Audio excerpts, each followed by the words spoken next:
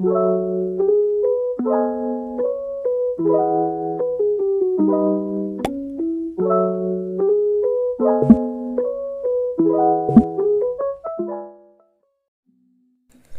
eu irei falar sobre a obra do Tintin, sobre o autor e os personagens, e também eu irei falar sobre algumas polêmicas, né, da obra.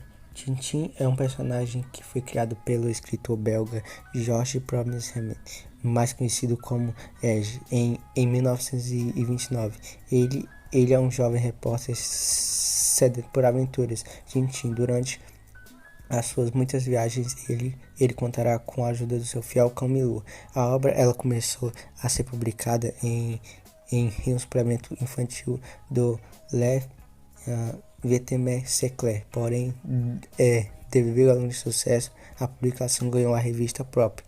Ao todo, o personagem conta com 24 álbuns, sendo o último deles uma publicação póstuma com esboço do autor. Ege influenciou de maneira expressiva o mundo dos quadrinhos, tendo como característica os seus desenhos claros e expressivos, com o estilo Legend claro. Se você estiver interessado em começar a ler as aventuras de Tintin e não sabe por onde começar, preparamos uma relação com todas as histórias do personagem lançadas em ordem de publicação para você não ficar perdido e poder conhecer essas grandes obras que mudaram o mundo dos quadrinhos. Tintin nos países soviéticos entre 1930. Tintin e Milou viajam à Rússia para desmascarar o regime soviético. Graças à astúcia, à coragem e uma boa dose de sorte, a dupla consegue escapar das armadilhas, atentados e dos bolcheviques. Preparam para Preparados para eliminá-los. Esta é a primeira aventura de Tintin e Milou, personagem que Ed criou para Le Petit Vêtements, suplemento juvenil do jornal belga Vêtements Secrets. A história com os primeiros desenhos de Ed ainda eram em preto e branco e começou a ser publicada no dia 10 de janeiro de 1929. Tintin no Congo, em 1931. Tintin e Milou vão ao antigo Congo belga, na África, fazer uma série de reportagens e documentários. A viagem começou com os maus presságios, e logo ao cruzar o oceano, os nossos heróis enfrentaram os primeiros perigos famosos do continente. Tintin e Milou vão se ver envoltas não só com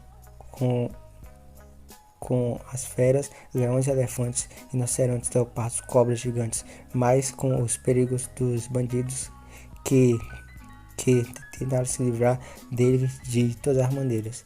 Tintin na América, em 1932. Essa América aqui é os Estados Unidos, né? Não é a nossa América. Só para deixar claro, Tintin na América, os Estados Unidos estão dominados pelo bandidismo. As quadrilhas agem como se fossem empresas, com o racionalismo e a eficácia do capitalismo americano.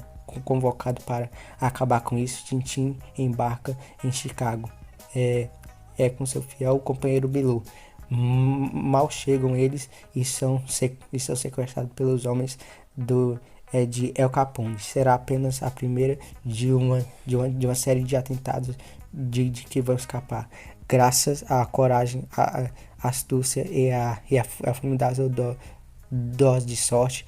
A perseguição aos gangsters levará Tintin e Milou a aprender um periplo pelo país do Velho Oeste, onde se vêem as voltas com os índios pretos.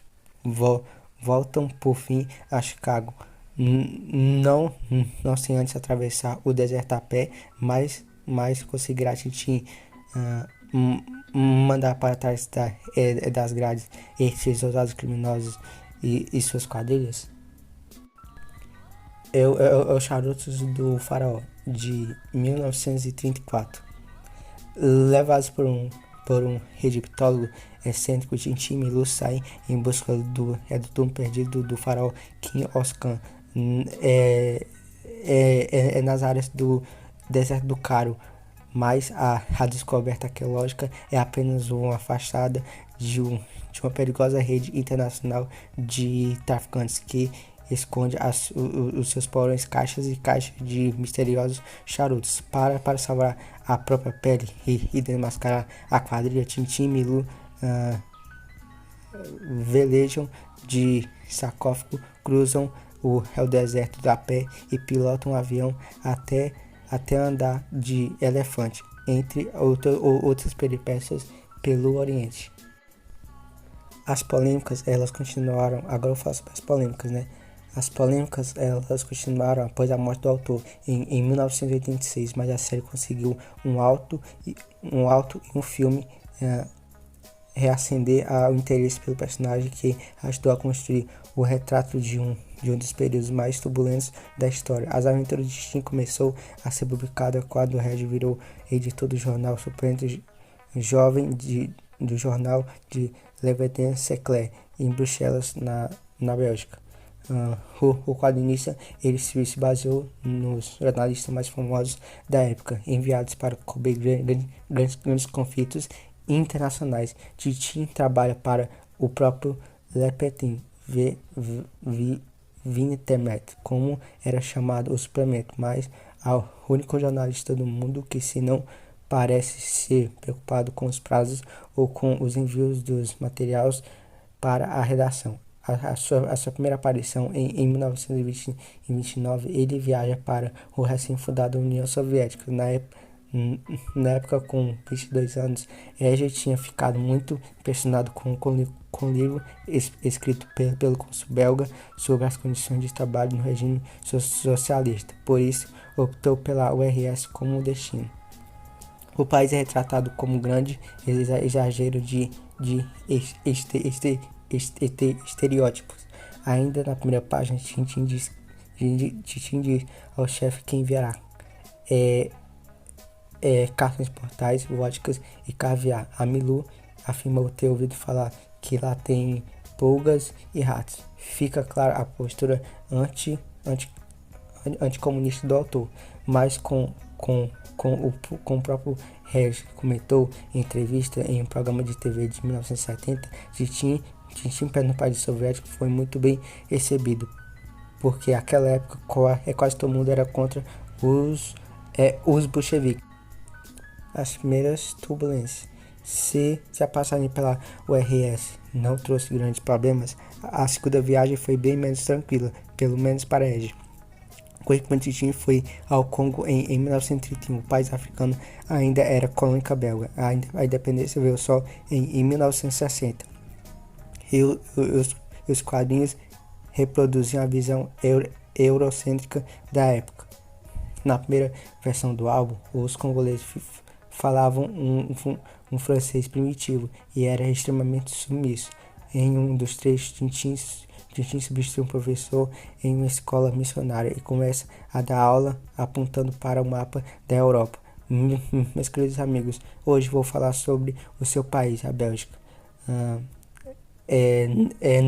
Nas versões posteriores, o mapa foi substituído por um quadro negro e a lição sobre a Bélgica por um de matemática. Quando Reg frequentava a escola, que ele odiava, por sinal, a postura, a suposta condição inferior dos negros ainda era ensaiada como ciência pelos livros didáticos. Ele mesmo chegou a admitir em mais de uma oportunidade que o álbum retrata a visão ingênua da época. Bem, pessoal, isso é tudo. E se vocês puderem, deixem um like e se inscrevam no canal.